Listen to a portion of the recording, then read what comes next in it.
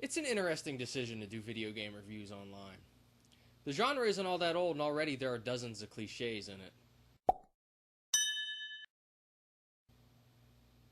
The challenge is to keep things fresh and new, while paying respect to the people who came before you. You know what's horse shit?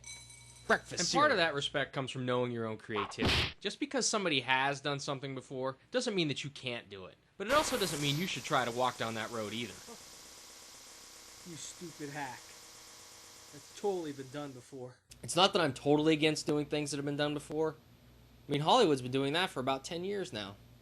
This is why I said I was going to review TMNT. But if you've been paying attention, you already know that the irate gamer and the angry video game nerd already covered this game. And I'm quite certain they didn't say everything that could possibly be said about it, but I don't really feel a need to pick up where they left off. I mean, there are tons of TMNT games that I could cover, and I could say a lot about all of them, particularly this one. But the game that I really was referring to is this TMNT game right here. This one's kind of like the retarded cousin of the series. You know, the one that comes over for the holidays and ends up shitting his pants, but you really can't be mad at him for shitting his pants, because after all, he's retarded. And then he's going to go out and play with your toys and get shit all over. You know what? It'd be best if I just showed you what I meant. If you've picked up a controller in the last 10 years, then you're familiar with the fact that the Turtles have had some pretty successful games on other consoles. The problem is that this game is modeled after the recent CGI movie, so the question is, will this game break the movie license curse? Curse or not, the characters' movements all pretty much suck rocks across the board, except for maybe Michelangelo.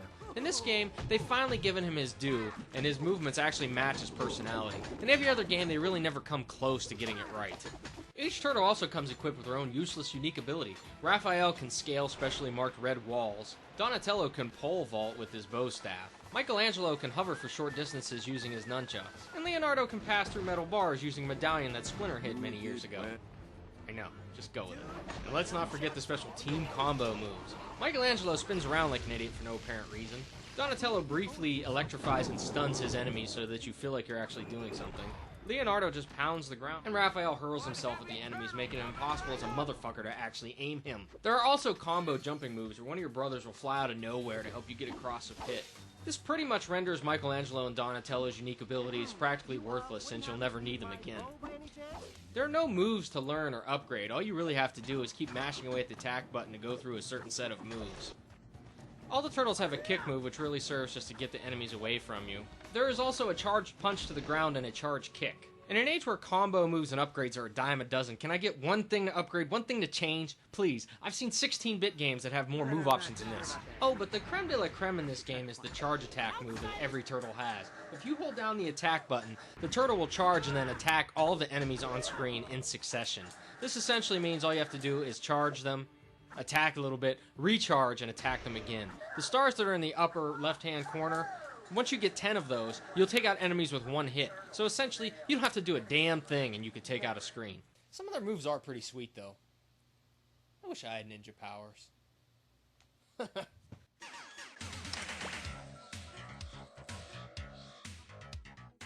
Goose, why do you have a bra on your head? Ceremonial. Oh, look at Charlie. Oh, look at Charlie. It's working. Oh! Oh, yeah! I got all the ninja powers!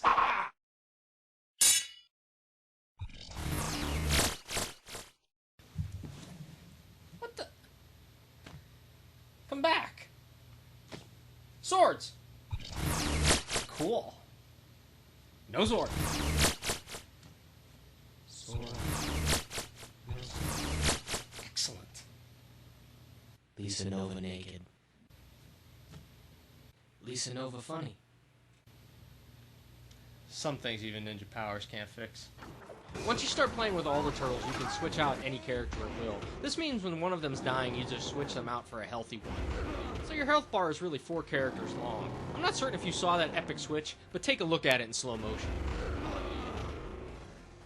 I know, you want to know what happens if you lose all of your life. Well, you just tap X. That's right. All you have to do is repeatedly tap X, and you'll come back to life exactly where the moment you fell. Up and at 'em. Not only that, but if you let your character idle, he'll start going into these Tai Chi movements, which actually refills your fucking energy. That's right. All you have to do is stand still. And I know what you might be thinking, Goose, this game is made for kids. You know what? Fuck the kids. What happened to pizza regaining your health like in every other Turtles game? What, are parents so afraid that these kids are gonna get fat from the influence of the Turtles? You know what? I'm gonna have some pizza right now.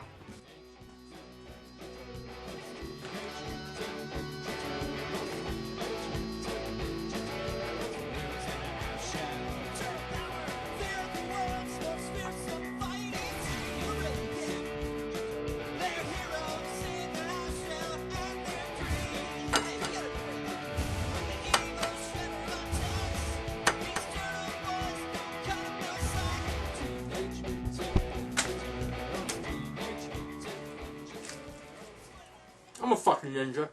And if anything, the game tries to follow the movie a little bit too closely. The first time you play as Michelangelo, you're wearing the stupid Cowabunga Carl head.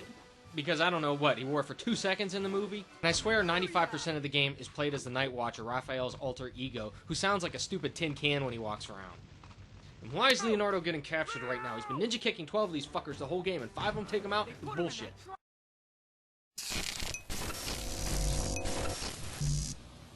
Did you hear something? Of course you didn't. I suppose they try to be a bit inventive with the platforming in this game, but they end up repeating their own tricks, and you end up going through the same stages over and over. And not only that, you can't control the camera, so sometimes you can't even see where the hell you're going. The Turtles all have this special wall running ability, and since you can't control the camera, you can't tell when you're close, and if you get within 2 feet of the wall, they take off like a rocket whether you want to go or not. Sure, there are ledges to help you get across certain areas, or to climb up, but for the most part, if you don't have these in an area, then you're using the wall or you're finding another way. And let me tell you, most of the time, the Turtles are going to jump on the wall when you don't want them to, and when you need them to jump on the wall, they're going to fall short for some apparent reason. It's like they know you want to get across there and they won't make it. Or other times, you could just pull you in. Look, I wasn't even fucking close to that wall. It's bullshit! The game just keeps squawking at you for no apparent reason. It's like being on a date with Mariah Carey. The characters just pop in with their inane and witless comments about the story because the entire thing's told in a flashback. And heaven forbid you die in one of those areas, because you will hear the same story again and again and again. Did you say on Yes, the dragon? on the dragon, dumbass. Too easy. And since the entire thing is told in a flashback, the characters have to conveniently forget some things just so they can tell the story. Too, but then we got interrupted. We did? Remember, dude? That ominous roaring sound? Yeah, you know that big ape-looking thing that we traipse around the city fighting? How can you forget that? They even managed to have you fight Shredder in a flashback, which makes about as much sense as Guido shooting first, because now you're fighting a flashback in a flashback. If the flashbacks won't annoy you, the Turtles exclaim shit for no reason. Have a listen. Alright! Whoa! Alright! Totally awesome! Cool! Whoa! Booyah! Great throw! Even the bosses talk shit to you, but the most annoying is Raphael's comments, which are totally insane. It's Johnny! Does he think he's Nicholson in The Shining? If all that squawking wasn't bad enough, the game's going to constantly remind you if you're not using the combo moves, and the characters keep popping in. Basically, the game's one stupid long conversation, like on Xbox Live. Yo, man, you remember when I was brushing my teeth, and I called you on your cell phone, and you dropped it in the toilet? Dude, let me play. It's my turn to play. You've been hogging it the whole time. Dude. Astute observers may have noticed the coins the Turtles keep picking up, or the timer that keeps periodically popping on screen. Well, this is because the game also has a racing element, which means you get to run against the clock for every stage, because at the end, they grade you based upon your fighting, your time, and the amount of coins that you pick up. Doing well in a regular area allows you to unlock the challenge maps, which are really virtual reality puzzles with timed elements. And if you get through them in a quick enough time, well, you get rewarded with a special little token.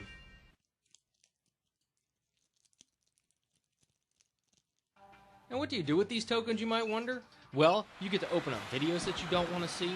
You can look at drawings of action figures that you don't care about. The best part is you can upgrade your characters. You can buy silly big heads, or you can upgrade to the weekend weapons, Halloween costumes, and ghastly gas options. And what this amounts to is Leonardo gets to fight with some yellow sticks. Michelangelo gets to swivel some sausages.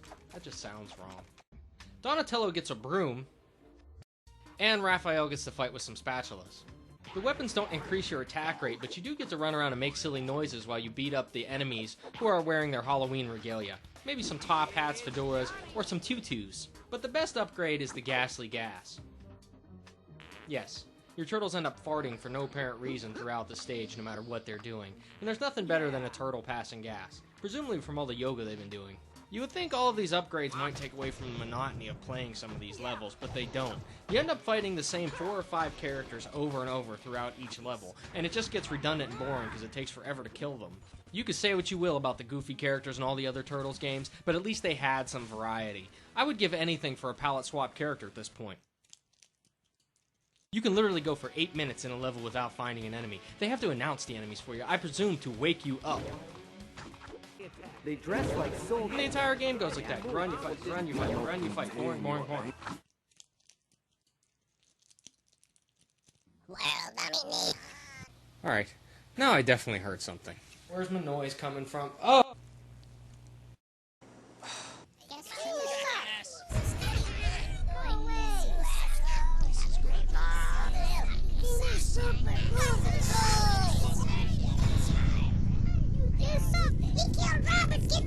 Not on my watch! Let's do this! Let's rock.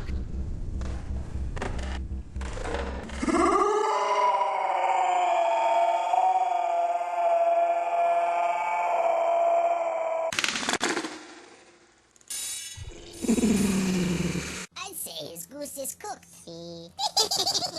Ouch. Oh,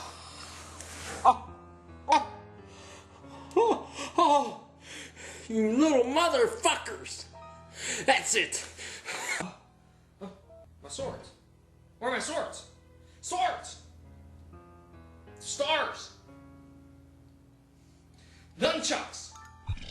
Ah! Figures. Aw, come on, I don't need this every fucking time. Come on, skip that, yes! Bring it on!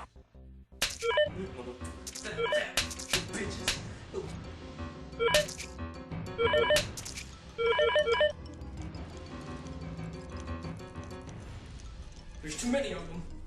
I can't stop them all. I got all the ninja power. Yippee-ki-yay, motherfuckers!